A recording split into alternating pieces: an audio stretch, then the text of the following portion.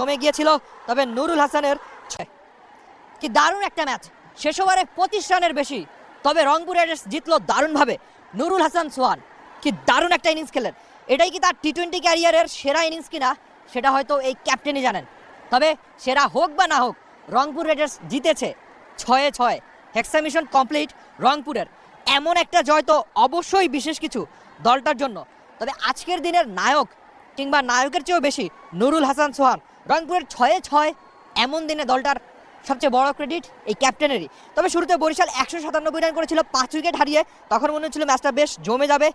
রংপুরের বোলাররা দারুণ পারফরমেন্স করছেন এবারের বিপিএলে। তবে শেখ মেহেদী 3 ওভারে একটা, মেডেন ওভারে 19 রান দিয়েছেন। ইফতিকার 2 ওভারে 23, আকিব জাভেদ 4 ওভারে 16, একটা উইকেট। তবে নাহিদ রানা আজ বেশ খরুচে ছিলেন, 4 ওভারে 47 রান তার নামের পাশে। সাইফুদ্দিন 4 ওভারে 42, একটা উইকেট। কামরুল ইসলাম রাব্বি 2টো উইকেট পেলেও তিনি ছিলেন খানিক খরুচে।